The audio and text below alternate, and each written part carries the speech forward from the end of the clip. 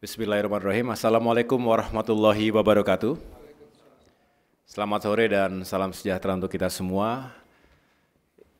Teman-teman wartawan, media yang saya cintai dan banggakan. Sore hari ini saya diminta untuk menyampaikan keterangan pers setelah tadi melakukan rapat terbatas yang dipimpin langsung oleh Bapak Presiden Prabowo Subianto. Bersama saya hadir Menteri Perhubungan, Bapak Dudi Purwagandi, Menteri PU, Bapak Dodi Hanggodo, dan PCO, Bapak Hasan Nasbi, yang tentunya tadi semua kami mengikuti jalannya rapat terbatas yang dihadiri selain Bapak Presiden, ada Bapak Wapres dan para Menko, para menteri dan pejabat lain yang terkait dengan penyiapan Natal dan Tahun Baru yang sebentar lagi kita akan song-song bersama.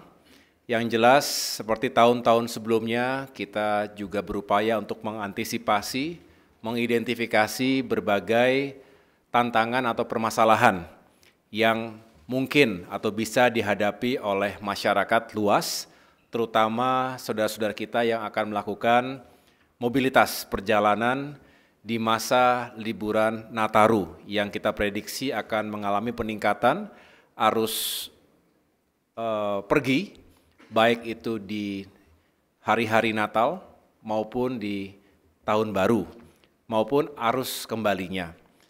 Kita berharap bahwa perjalanan bisa dirasakan dengan baik oleh seluruh anggota masyarakat, tentunya aman, selamat, dan nyaman. Oleh karena itu, tadi Bapak Presiden Prabowo menyampaikan dan menekankan kepada kita semua agar masing-masing kementerian dan stakeholder yang memang bertanggung jawab pada isu kelancaran, keselamatan, dan keamanan Nataru, terutama juga diantaranya untuk meyakinkan agar saudara-saudara kita yang merayakan Natal ini bisa beribadah dengan baik dan merasa aman dan nyaman. Tadi juga Bapak Kapolri memberikan penjelasan bahwa sudah dipersiapkan satuan termasuk personel Polri yang di-backup nanti oleh personel TNI untuk bisa mengamankan berbagai lokasi, apakah itu rumah ibadah, kemudian juga rute-rute perjalanan yang digunakan oleh masyarakat luas.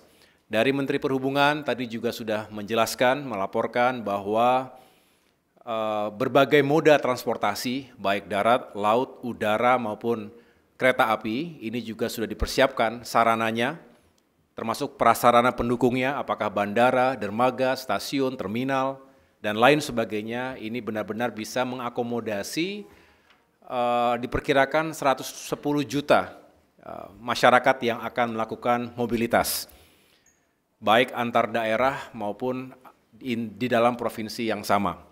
Ini juga akan terus kita kawal, kita monitor melalui command center, posko atau posko yang digelar di berbagai titik yang memiliki kerawanan atau kerentanan terhadap situasi yang membuat traffic itu perlu dikontrol lebih baik lagi. Karena nanti diprediksi ada beberapa titik kemacetan misalnya, apakah karena memang itu rute klasik yang memang harus dipersiapkan, tetapi juga di samping itu kita juga mengantisipasi jika ada cuaca yang kurang baik. Ini biasanya terjadi mungkin di laut, ya, sehingga misalnya di Merak itu harus diantisipasi kalau terjadi cuaca yang kurang baik, terjadi delay penyeberangan kapal, maka harus diantisipasi dengan titik-titik istirahat, titik-titik standby terlebih dahulu dengan mekanisme yang dijalankan secara bersama-sama melalui satgas yang dibentuk.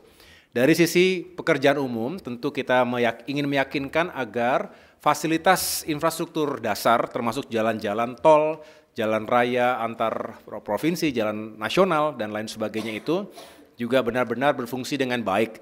Tadi Bapak Presiden bertanya apakah yang rusak-rusak itu sudah ditangani dan Menteri PU sudah menjawab bahwa masih terus dikerjakan, saya ulangi, sudah dilupayakan yang terbaik dan mudah-mudahan tidak ada kendala-kendala yang terlalu berarti, termasuk meyakinkan agar benar-benar para pengguna itu bisa bertransportasi dengan aman dan nyaman. Demikian yang dapat saya jelaskan. Selebihnya di luar dari koordinasi Kemenko Infrastruktur dan Pembangunan Kewilayahan, tadi juga dicek bagaimana BBM, ketersediaan BBM selama Nataru ini. Tadi Menteri SDM juga menjelaskan secara umum sudah siap dan tentu akan terus diantisipasi hal-hal yang mungkin terjadi terkait dengan ketersediaan bahan bakar dan juga listrik, suplai listrik agar sekali lagi ketika ada demand yang tinggi semuanya tetap terjaga dengan baik. Dari sektor perdagangan juga tadi dijelaskan untuk harga-harga bahan pokok diharapkan juga tetap stabil. Demikian yang dapat saya sampaikan terkait dengan hasil ratas terkait dengan Nataru tadi.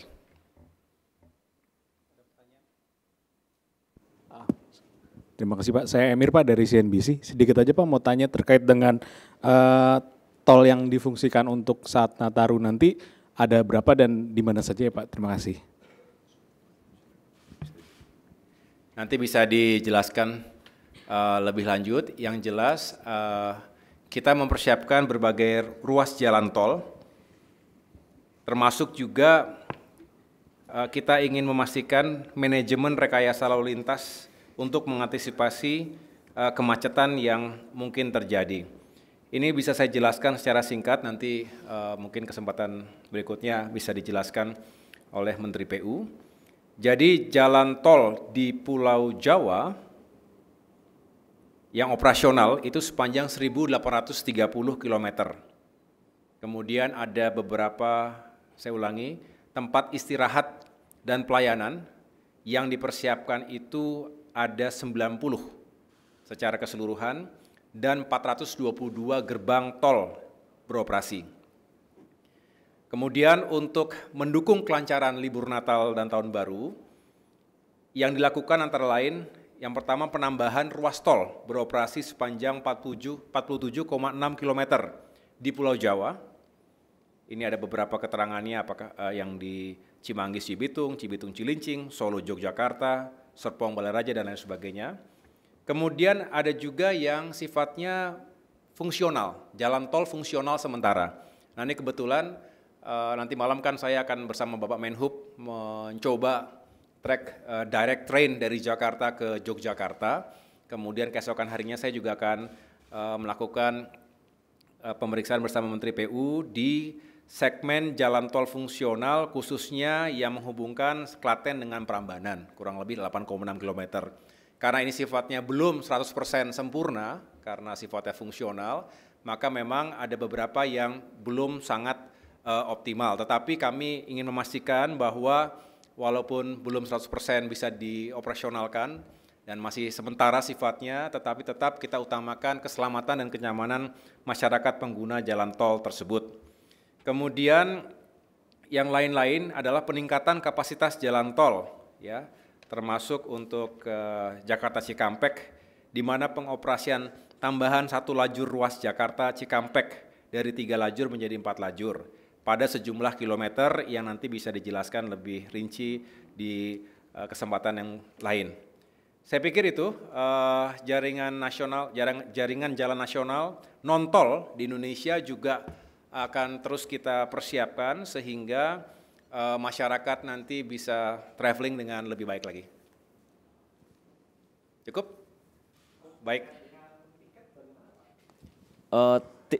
Tarif perjalanan transportasi umum selain pesawat, apakah ada juga yang bisa diturunkan atau seperti apa skema untuk biaya perjalanan masyarakat nanti? Terima kasih. Ya, terkait tiket, memang beberapa saat yang lalu sudah diumumkan juga kepada publik atas upaya yang dilakukan oleh Kementerian Perhubungan dan berbagai stakeholder lainnya, karena terkait dengan tiket pesawat misalnya, ada elemen aftur yang berpengaruh secara signifikan. Kemudian juga penurunan jasa ke bandar udaraan, baik yang ditanggung oleh passenger, oleh consumer, maupun oleh maskapai, termasuk jasa pengelola bandara di berbagai tempat. Dan yang terakhir tentunya terkait dengan fuel surcharge. Jadi kita bisa menurunkan kurang lebih average itu 10% untuk tiket pesawat. Sedangkan yang lain-lain saya dengar tadi untuk kereta api, Untuk direct train itu bisa mendapatkan pemotongan 50%. Inilah yang sedang terus diuji. Beberapa hari yang lalu sudah diuji Jakarta Semarang dan nanti malam saya akan ikut Jakarta Yogyakarta. Mudah-mudahan juga bisa membantu masyarakat yang akan menggunakan kereta api dari Jakarta ke dua provinsi tersebut. Baik.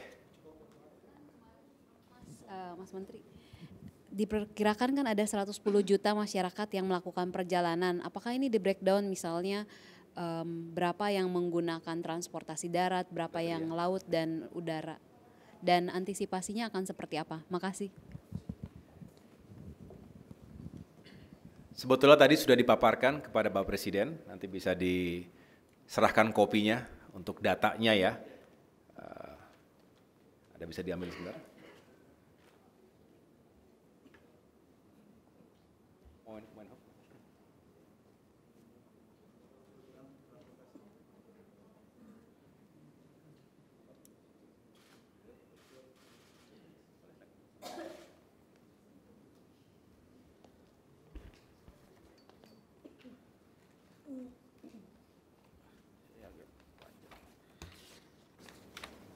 Baik, saya coba menjelaskan.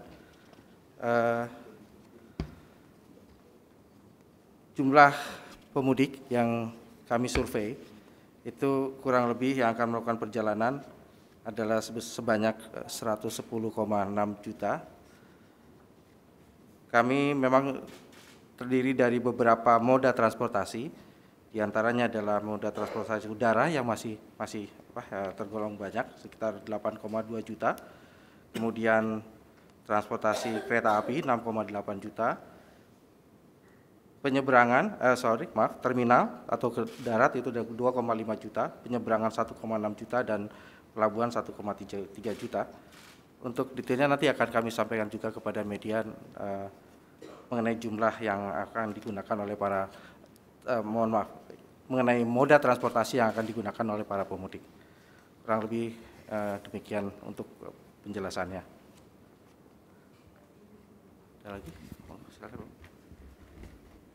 Nanti bisa di share. Siap. Cukup ya, Bapak Ibu sekalian? Sedikit menambahkan aja Pak, tadi Bapak kan sudah menjelaskan soal adanya stimulus di bidang udara ya Pak, transportasi udara dan kereta gitu. Kalau untuk transportasi lain seperti di sektor transportasi laut misalnya penyeberangan feri dan perjalanan di jalan tol gitu, atau itu juga apakah akan ada stimulus serupa Pak gitu? Masih harga yang sama ya.